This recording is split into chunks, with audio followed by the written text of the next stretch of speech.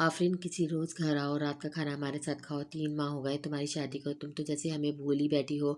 आफरीन की शादी के चंद दिन बाद ही शराफत और नज़ाकत अपनी बीवी बच्चे के साथ वापस परदेस जा चुके थे। पहले तो आमरा ने जलन और हसद के मारे आफरीन को घर आने की दावत ही नहीं दी, सोचा खुद ही आना होगा तो आ जाएगी।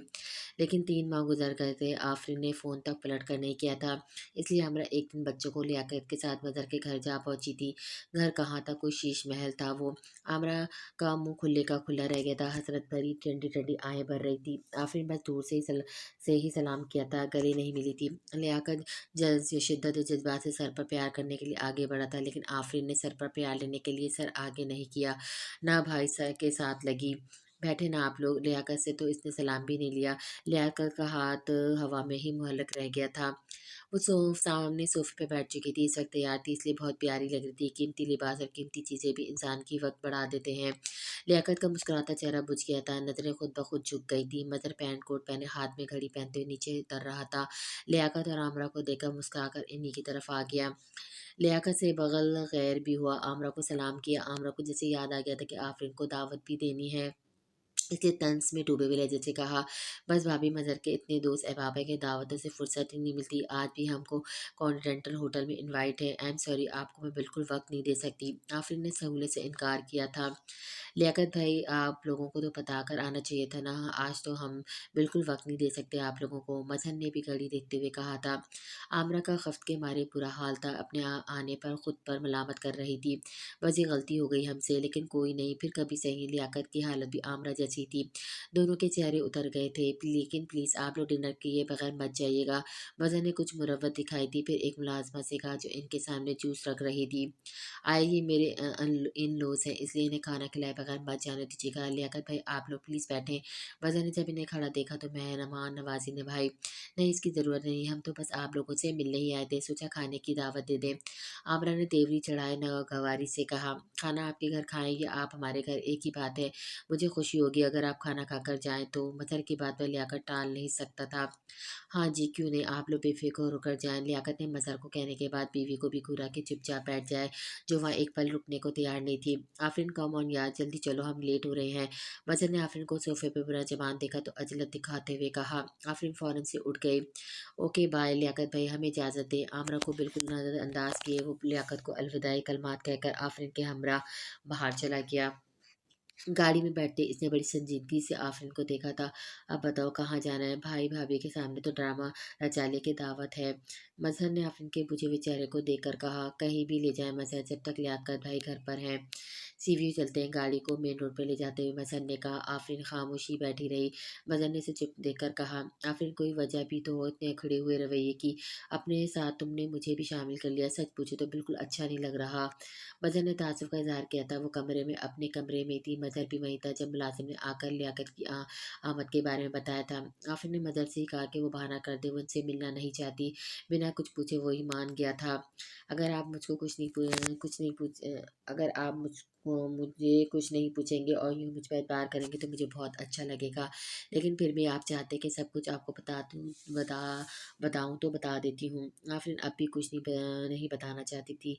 नहीं रहने दो, तुम पर एतबार है, जब जी चाहे तब बता देना। मुझे अगर मुझ पर भी तुम्हें एतबार हो। मजहर ने मुस्कुराकर इससे कहा था, आपके लिए तो जान हाजिर है, कभी मांगे तो एक पल में दे दूंगी बिना कोई सवाल किए। इतना एतबार है आप पर। आफरीन की बात पर गाड़ी को ब्रेक लगी थी। खाली गलियों में गाड़ी रवा दवा थी। झटके से गाड़ी रुकी थी। मजहर ने गुस्से से आफरीन को देखा, जो गाड़ी के झटके से दिल कर रह गई थी। आइंदा जान देने की बात मत करना मुझसे प्लीज। अपने गुस्से को जब्त करते हुए इससे कहा।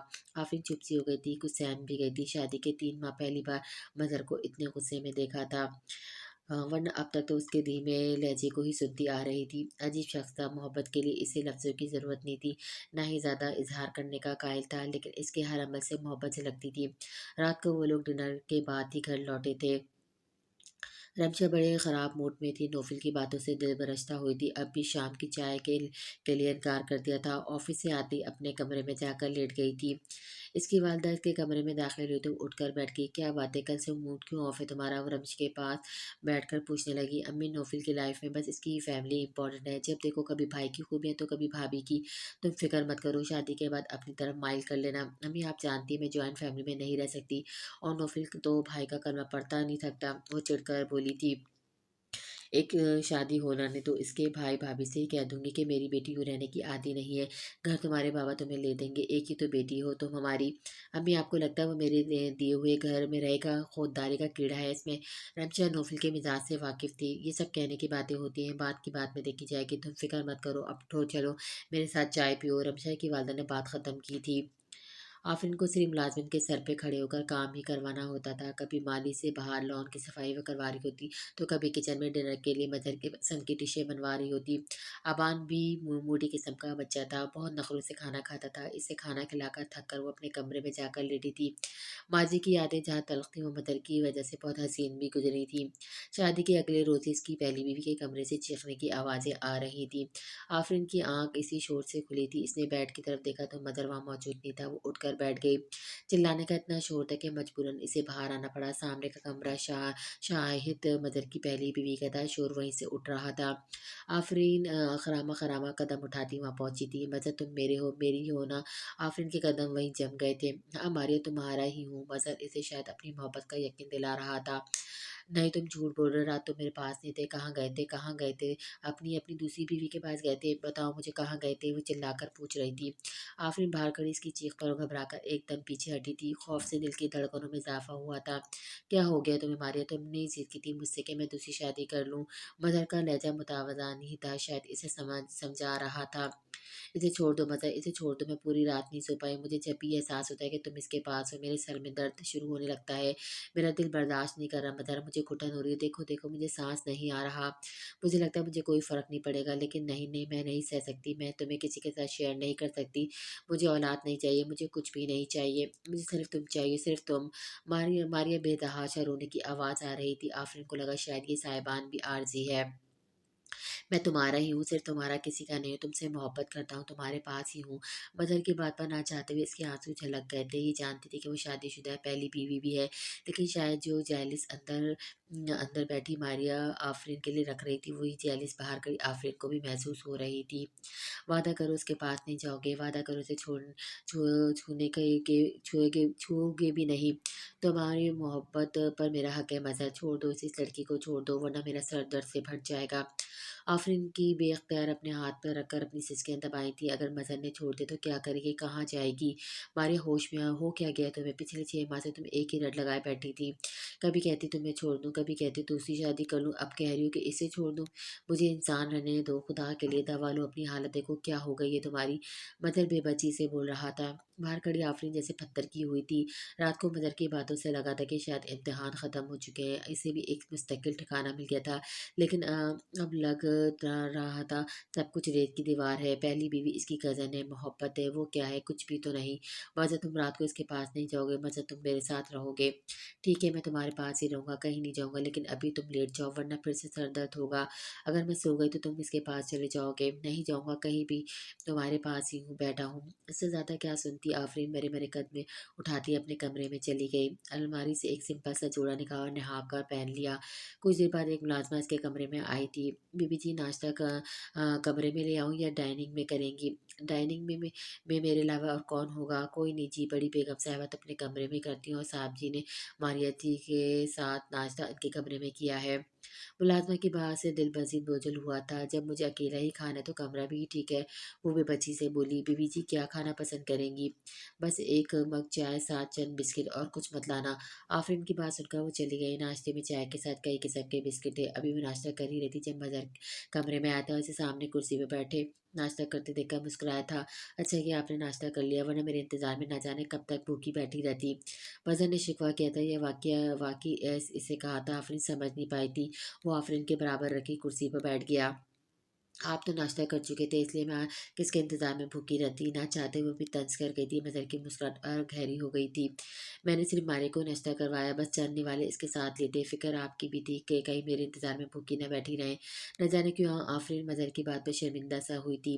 सॉरी, मुझे लगा आप नाश्ता कर चुके होंगे। मुलाज़िमा ने भी यही बताया था कि आप अपनी वाइफ़ के साथ नाश्ता कर चुके हैं, इसलिए मैंने भी आपका इंतज़ार नहीं किया, वरना ज़रूर करती। वाइफ़ के साथ ही करना चाहता था। खैर अब कर लेते हैं, लेकिन नाश्ता भी तो हो। खाली बिस्किट और इतना बड़ा मग, वो भी चाय का। मदन ने इसके हाथ से चाय का मग लेकर साइड पर रखा और दरवाजे पर दस्तक हुई थी। अंदर आ जाइए। मदन की इजाज़त पे एक मुलाजिम नाश्ते से भरी ट्रॉली अंदर लाया था। कई किस्म के जूसेस थे। नाश्ते में भी एतमाद था। मज़हर और आफरीन के सामने रखे टेबल पर सब सजाकर मुलाजिम जा चुका था। एक गिलास में ऑरेंज जूस डालकर मदन ने आफरीन के हाथ में थमाया था। पहले ये पिए, नाश्ते की बारी के बात की है। मैं कर चुकी हूँ, अब तो गुंजाइश नहीं है। इतना सा नाश्ता करती हैं आप, जभी तो इतनी सिल्म है, लेकिन अब मेरे साथ करेंगी तो ठीक हो जाएंगी। जूस आफरीन के लबों पे लगाते हुए बोला। पहला घूंट इसने मज़हर के हाथ से पिया था। फिर गिलास आफरीन ने पकड़ लिया। घूंट ये कहकर उसके लिए ब्रेड के स्लाइस पे मक्खन लगाने लगा। सुनिए, मैं ये नहीं खाती। आफरीन के पुकारने के अंदाज पर वो हंसा था। आप मुझे सुनिए सुनिए कहा करेंगी आफरीन, सीरियसली? आफरीन को लगा कुछ गलत कह गई शायद। फिर इसे स्लाइस हाथ में पकड़ते हुए कहा, मियाँ बीवी में अगर दोस्ती हो जाए तो रिश्ता और भी मजबूत हो जाता है और पायदार भी हो जाता है, इसलिए नो सुनिए, ओनली मजहर। अब वो दूसरे स्लाइस पर बटन लगाने लगा। आफरीन वो स्लाइस खाने लगी, हालांकि पसंद नहीं था, लेकिन देने वाले के इनकार की हिम्मत नहीं हुई थी। दूसरा स्लाइस वो खुद खा रहा था। आफरीन में पहली ही रात बीवी को लेक्चर सुनाने को अच्छा नहीं समझता। बहुत दकियानूसी सी सोच लगती है कि एक लड़की को आती 1 घंटे के अंदर अपने घर और घर वालों के मिजाज और तरीक़ेकार को एक सबक की तरह सुनाया जाए और अगली सुबह सब फैमिली मेम्बर इसकी एक रात की दुल्हन से ये उम्मीद रखें कि अब इस लड़की का हर कदम हमारे मुताबिक चलेगा। आपका क्या ख्याल है? मज़हर की बातों पर क्या राय दे सकती थी? आज तक जितनी शादियां इसने देखी थी, यही तो रिवाज था। दूल्हा सबसे पहले अपने घर की फैमिली और मिजाज के बारे में एक तवील लेक्चर देता था। अम्मी इस मिजाज की हैं, इन्हें ये बातें पसंद नहीं, ज़रा ख्याल रखना। अब्बू के सामने ऐसी बातें करना, बहन भाइयों से यूँ रहना। दूल्हा भी शायद मजबूर होता है, क्योंकि माँ बहनों ने अच्छी पॉलिश करके इसे दुल्हन के पास भेजा होता है। और सुबह सब लोग इसी दुल्हन से तवक्को रखते हैं कि वो 22 साल जिस माहौल से गुजार कर आई है, इसे छोड़कर 12 घंटे गुजारने के बाद मियाँ के लेक्चर के मुताबिक सबके साथ साथ पेश आएगी। माएँ तो ये तक कहती है कि चे घड़े को शुरू में जो रंग दोगे वही चढ़ेगा। अभी इसकी चुटिया खींच के रखोगे तो सारी जिंदगी जबान नहीं चलेगी, और अगर पहले ही सर पर चढ़ा दे तो तुम्हारे सर पर नाचेगी। ये बातें एक शौहर को बीवी के साथ हाकिम और गुलाम का दर्ज देती हैं। जैसे समझदारी समझकर माँ अपने बेटे को बीवी रखने के गुण सिखाती हैं। एक नई जिंदगी का आगाज एक मर्द लोगों की बातों की वजह से यूं एक नई नवेली दुल्हन से करता है, जैसे कोई मालिक अपनी कनीज से। फिर गाय बा गाय माँ बेटे को बीवी की हर खामी दिखाती है और उसकी हर खूबी छुपाई जाती है। और कब वो शौहर कम और सास ज़्यादा बन जाता है, इसे खबर नहीं होती। और झगड़े फसाद का ऐसा दौर चलता है कि सास रहे न रहे, इसके पैगामात सलामत रहते हैं। शौहर सास में ज़्यादा फ़र्क नहीं रहता। आफरीन भी रात को मुंतज़िर थे कि कब मदर इसे भी ये बताएगा कि इसकी वालदा के साथ कैसे रहना है और पहली बीवी के साथ कैसे पेश आना है, कब सोना है, कब जागना है। लेकिन इसने कुछ नहीं कहा था और अब भी दोस्ती का ख्वाहिशमंद था। मैंने कभी ये सोचा नहीं था, आफरीन ने जूस का घूंट भर कर कहा, हालांकि दिल ये कह रहा था कि मैंने कभी ये देखा सुना नहीं। दोस्ती के बारे में क्या ख्याल है? मैं बहुत बेहतरीन दोस्त साबित हो सकता हूँ, आजमाइश शर्त है। मज़हर ने मौजू बदल दिया था। जिस अपनाये से दोस्ती का कहा था, वो कहाँ इनकार कर सकती थी। इस वक्त तो शौहर से ज़्यादा एक दोस्त की ही ज़रूरत थी। मुझे मंजूर है। आफरीन के इकरार पर इसने गहरी सांस ली थी। शुक्र है आफरीन, आपने मुझे इस काबिल समझा। मज़हर अजीब सा शख्स था, इसकी समझ से बालातर। आफरीन से इसने एक बार ये भी नहीं कहा कि जाओ और मेरी माँ को सलाम करो जाकर। आज के बाद इन्हें अम्मी कहकर पुकारना। वो मेरी माँ है, इसलिए तुम भी अम्मी कहो। लेकिन आफरीन नाश्ते के बाद ही सबसे पहले सास के कमरे में गई थी। इन्हें सलाम के सर पे प्यार लिया। कुछ घंटे इन्हीं के पास बिताए। वो बीमार सी थी, ज़्यादा बातें करती तो सांस फूलने लगता। आफरीन ने मुलाजमा से पूछकर इनकी सारी मेडिसिन समझ ली थी कि कब कौन सी देनी है। अम्मी कल से आपको मैं दवा मैं खुद खिलाया करूँगी। रहने तो बेटा, ये है ना, खिला दिया करेगी। मज़हर इसे तनख्वाह देता तो है, तुम सारी जिम्मेदारी लोगी तो ये तो हराम हो जाएंगे। वो नगावत की वजह से ठहर ठहर कर बोल रही थी। मैं बहुत छोटी थी, 10 साल की, जब अम्मी की वफ़ात हो गई थी। बहुत तरसी हूँ माँ की मोहब्बत को। आपकी ज़रा सी खिदमत मुझे बहुत सुकून बख्शेगी, इसलिए मुझे वो सब करने दो जो मैं करना चाहती हूँ। आफरीन की बात सुनकर उन्होंने कांपते हाथों से पकड़कर साथ लगाया था। मैं बहुत खुश नसीब हूँ, दोनों बहुएं मुझे हीरे जैसी ही मिली हैं। माली जब ठीक थी तो वो भी ऐसी प्यारी प्यारी बातें करती थी। कितनी खुश थे मेरे बच्चे आपस में एक दूसरे के साथ, लेकिन ये लोग कहाँ किसी को सुखी देख सकते हैं। लोगों की नज़र खा गई मेरी बच्ची को। चुपचाप आपकी बातें सुनकर दिल पर ले रहती है रही। देखो हालत क्या हो गई इसकी, सूखा काँटा हो गई है, रंगत एकदम पीली पड़ गई है। जब दर्द से तड़पती है तो मेरा कलेजा फटने को आता है। लोगों की बातों ने कहीं का नहीं छोड़ा मेरी बच्ची को। इनकी आबिदा आँखों को आफ़रीन ने अपने हाथों से साफ़ किया था। ठीक हो जाएगी वो भी। कहा बेटा इतनी मोहलत इसे ज़िंदगी दे ही कब रही है, बहुत ज़्यादा भी जी गई तो साल भर जिएगी, लेकिन जिस तरह से इसके दर्द बढ़ता है शायद इतना भी ना जी सके। वो रंजीदगी से बोली। फ़ोन की बेल बजी थी तो आफ़रीन माजी से हाल में आई थी। मज़हर का फ़ोन था। आफ़रीन ने फ़ोन उठाया। जो खबर मज़हर ने सुनाई थी। आफ़रीन के हाथ से मोबाइल छूटकर बेड पे गिरा था। मायरा नहीं, नहीं, कई आँसू आँखों से बहे थे। इस बार ज़ियान आफ़िरा को जिस रेस्टोरेंट में लाया था ज़्यादा महँगा तो नहीं था, लेकिन अलग-अलग छोटे-छोटे केबिन से बने हुए थे। हर केबिन के अंदर 4 कुर्सी और एक छोटा-सा गोल मेज़ रखा था। हर केबिन के बिरौनी तरफ एक पर्दा-सा लगाया गया था कि कोई अगर बापर्दा ख़ातून भी खाना खाना चाहे तो अपनी फ़ैमिली में बिना नकाब के खा सकती हैं। ज़ियान ने अफ़ीरा को बैठने का इशारा किया और खुद इसके सामने बैठने के बजाय इसके बराबर वाली कुर्सी पर बैठ गया। पहले भी कई बार अफ़ीरा इसके साथ आई थी, लेकिन वो रेस्टोरेंट ओपन से होते थे और ज़ियान हमेशा इसके सामने वाली कुर्सी पर बैठता था। एक लंबा-चौड़ा ऑर्डर ज़ियान ने वेटर को दिया था। सुनो ये पर्दा ठीक करके जाओ। वेटर बाहर निकलने लगा तो ज़ियान की पुकार पर इसने पर्दा दुरुस्त कर दिया। फिर अफ़ीरा को मुस्कुराकर देखने लगा। ये बिल्कुल सेफ है। हाँ, अच्छा है, इंसान ज़रा खुलकर बात कर सकता है। अफ़ीरा ने सर से दुपट्टा भी उतार दिया था। हाँ, तुम भी ईज़ी होकर बैठो, नो प्रॉब्लम।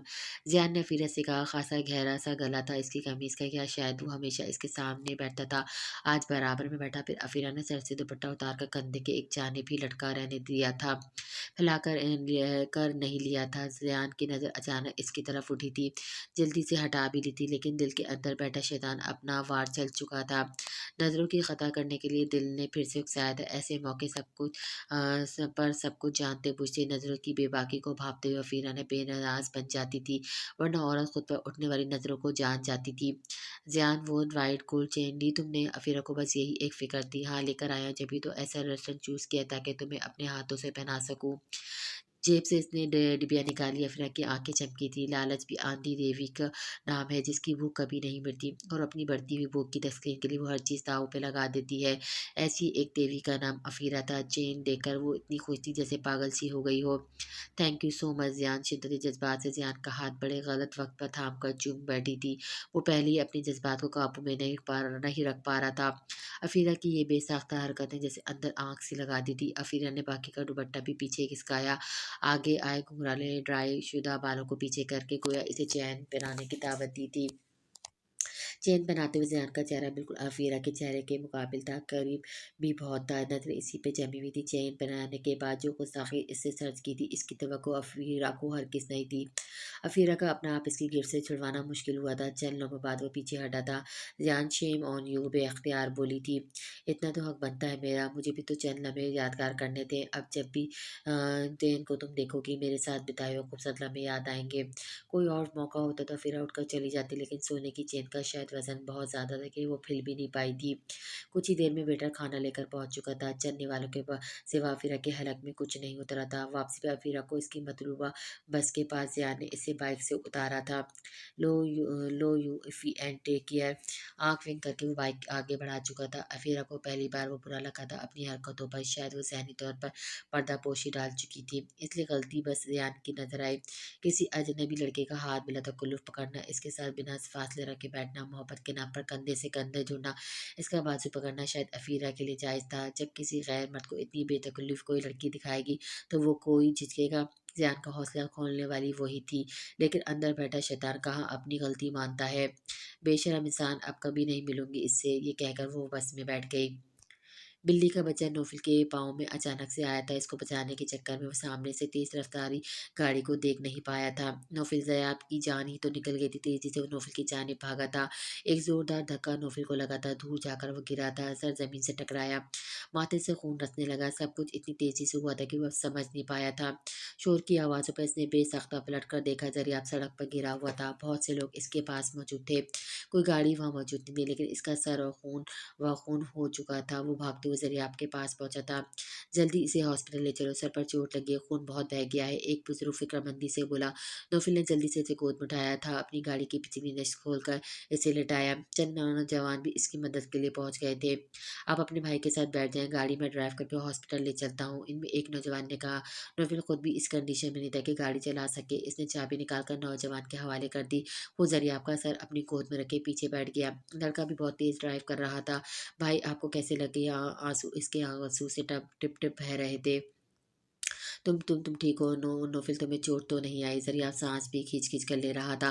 फ़िक्र अब भी नोफिल की थी। भाई आप कैसे गाड़ी के सामने आ गए? नोफिल अब तक इसे ने नहीं पाया देख नहीं पाया था कि अड्डा दिखा देने के बाद ज़रिया की मोहलत भी ख़त्म हो चुकी थी। नोफिल मायरा को अकेले मत छोड़ना, मेरी बच्चियों को बेसहारा मत करना मेरी मायरा। ज़रिया का साँस उखड़ रहा था, बंद होती आँखों को ज़बरदस्ती खोलने की कोशिश कर रहा था। भाई आपको कुछ नहीं होगा, आप ठीक हो जाएँगे। ज़रिया आपके चेहरे पर लगा खून पोंछकर वो ड्राइविंग करते लड़के को चिल्लाकर बोलने लगा, खुदा के लिए गाड़ी तेज़ चलाओ, ये हॉस्पिटल क्यों नहीं आ रहा? नौफिल की बेचैनी उरूज पर थी। लड़के ने गाड़ी की स्पीड और तेज़ की थी। नौफिल ज़रिया आपके सर से बहते खून को बार-बार अपने हाथ से साफ कर रहा था। नौफिल वादा करो मुझसे मायरा को अकेला नहीं छोड़ोगे। बामुश्किल लफ्ज़ इसके ज़बान से अदा हुए थे। भाई आपको कुछ नहीं होगा, खुदा के लिए यूँ मत कहें। ज़रिया आपने अपना हाथ नौफिल के हाथ में रखा। वादा करो। नौफिल साँस टूट रहा था, आँखों के सामने मायरा और आयज़ा और मुन्निज़ा का हँसता मुस्कुराता चेहरा नज़र आने लगा। मैं कभी भाभी को अकेला नहीं छोड़ूँगा। भाई आप भी ठीक हो जाएँगे, क्यों ऐसी बातें कर रहे हैं मुझसे? नौफिल बदरेज़ रोए जा रहा था। अखड़े-अखड़े लफ्ज़ों से ज़रिया आपने कलमा पढ़ना शुरू किया था। ला इलाहा इल्ला मुहम्मदिन। नहीं भाई आपको कुछ नहीं होगा, वो तड़प कर बोल रहा था, इसका हाथ चूम कर रहा था। लेकिन ज़रिया आपकी आँखें जैसे घड़ी की छत पर ठहर सी गई थी। रसूल अल्लाह ज़बान पर ऊपर के तलु पर लगी रह गई। ज़रिया आपका हाथ नौफिल के हाथ में बेजान हुआ था। नौफिल को लगा इसकी अपनी भी रूह परवास कर गई है। गाड़ी तेज़ी से हॉस्पिटल के सामने जाकर रुकी थी। वो लड़का तेज़ी से गाड़ी से उतरा था, लेकिन नौफिल को लगा इसका अपना दिल भी बंद हो चुका है। जिस बात की गवाही इसका दिल दे चुका था, वो गुमसुम बैठा हुआ था। पूरी शर्ट ज़रिया आपके खून से भर चुकी थी। हाथों में ज़रिया आपका बेजान हाथ था। इस लड़के ने हॉस्पिटल के स्टाफ के साथ मिलकर ज़रिया आपको गाड़ी से बाहर निकाला था। नौफिल तो जैसे पत्थर का हो चुका था। इस लड़के ने हिम्मत दिखाई थी। नौफिल को भी बाहर निकाल कर अपने साथ लेकर अंदर दाखिल हुआ। इमरजेंसी में जाते ही डॉक्टर ने चेक करते ही माजरत की थी। कुछ देर पहले नौफिल इसे दुकान से लेकर आया था। अभी 1 घंटा पहले तो इसका भाई बिल्कुल ठीक ठाक था, हशाश बहाश था। फिर कुछ ही देर में कैसे इसे हमेशा के लिए छोड़ के जा सकता है? जिद झूठ है ये, कोई भयानक सा ख्वाब नहीं भाई नहीं, ऐसे कैसे जा सकते हो? नहीं जा सकते, झूठ है। वो अपने कदम पीछे की जानिब लेने लगा। सामने ज़रिया का बेजान वजूद खून से लथपथ पड़ा था, आँखें खुली हुई थी। ज़बान अब भी कलमे की अदायगी के आखिरी लफ्ज़ पर तल्लू से लगी हुई थी। नौफिल पीछे होते इमरजेंसी वार्ड से बाहर निकल गया था। बुरी तरह नफ़ी में सर हिला रहा था। बहते आंसुओं को शर्ट्स की आस्तीनों से साफ कर रहा था। नहीं भाई नहीं, नहीं ना, नहीं भाई नहीं, नहीं। झूठ है, कुछ नहीं हो सकता आपको। वो चिल्ला रहा था, फूट-फूट कर रो रहा था। सारी दुनिया इसकी लुट चुकी थी। एक पल में वो बादशाह से फ़कीर हुआ था। इसके पास से गुज़रने वाले लोग इसे यूँ दीवानावार चिल्लाता देखकर वहीं रुक गए थे। वही लड़का जो गाड़ी ड्राइव करके इसे यहाँ लाया था, बाहर आकर नौफिल को संभालने लगा, इसे साथ लगाए तसल्ली देने लगा। अल्लाह की मर्ज़ी है दोस्त, हम बेबस हैं इसके सामने। नहीं मेरा भाई नहीं जा सकता, ये कैसे जा सकता? अभी-अभी तो मेरे साथ था, मेरी गाड़ी में मेरे साथ बैठा था, मुझसे बातें कर रहा था। नौफिल हज़ियानी सी कैफ़ियत में बोले जा रहा था। इस लड़के से अपना आप छुड़ाकर बोला, मेरा भाई नहीं जा सकता, सुना तुमने? नहीं जा सकता, वो चिल्लाकर बोला। फिर वापस से तेज़ी से इमरजेंसी वार्ड में गया। ज़रिया के पास जाके इसका चेहरा अपने दोनों हाथों में लिया। भाई उठें, उठें भाई, आपको कुछ नहीं हो सकता। मैं कैसे जीऊँगा? नहीं जी सकता। मुझे आपके बगैर कहाँ जीना आता है? आपने वादा किया था, कहा था मुझसे कि अम्मी-अब्बू की तरह आप मुझे छोड़कर नहीं जाएँगे। कहा था ना भाई। वो रोते हुए अपने बचपन की बातें इससे दोहरा रहा था। फिर बेसख्ती से इसका माथा चूमने लगा। उठ जाए ना यार, मेरी तो खातिर उठ जाए भाई, उठो ना मेरे भाई, खुदा के लिए उठ जाओ। मिन्नतें कर रहा था, रो रहा था। इसके सीने से मुँह छिपाए रोने लगा था। काफ़ी देर बाद जाकर ज़हन कुछ सोचने समझने के काबिल हुआ था। वो लड़का भी इसके पीछे खड़ा आँसू बहा रहा था। नौफिल के पास इस वक़्त कोई अपना नहीं था, जो अपना था वो इसे छोड़कर बहुत दूर जा चुका था। इस लड़के ने नौफिल के कंधे पे हाथ रखा। नौफिल पलट कर इसी के गले लगकर रोने लगा। चुप हो जाओ दोस्त, अल्लाह तुम्हें सब्र दे। एम्बुलेंस मैंने बुक करवा ली है, डेड बॉडी को घर ले चलते हैं। अभी तो वो इसका ज़रिया भाई था, जब कुछ देर पहले सांस लेता जिंदा वजूद था, लेकिन रूह परवास करते कैसे इंसान बाप भाई शौहर से डेड बॉडी और मैयत होकर रह जाता है। घर के जिक्र पे पहला ख्याल मायरा का आया था, जो घर को सजाए अपनी शादी शादी की सालगिरह की तैयारी किए ज़रिए आपके मुंतज़िर थे। दिल ऐसे काँपा कि पूरा वजूद हिलकर रह गया था। कैसे बताएगा इसे, क्या कहेगा? एक अज़ियत अभी ठीक से सही नहीं गई थी और दूसरी इसकी मुंतज़िर थी।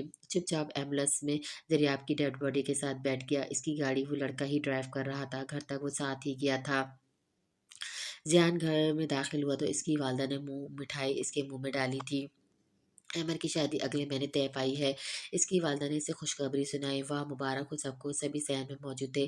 आज तो शीज़ा भी शर्माई-शर्माई सहन में बैठी थी, लेकिन ज़ियान की दुनिया बदल चुकी थी। सादा-सी लड़कियाँ शायद वो कशिश नहीं रखती थी, जो अफ़ीरा जैसी लड़की अपनी ज़रा-सी गुर्बत दिखाकर हासिल कर चुकी थी। बस भई अब मुझे इजाज़त दें कि शीज़ा को अपनी ज़ियान की दुल्हन बनाऊँ। एक ही तो बेटा है मेरा।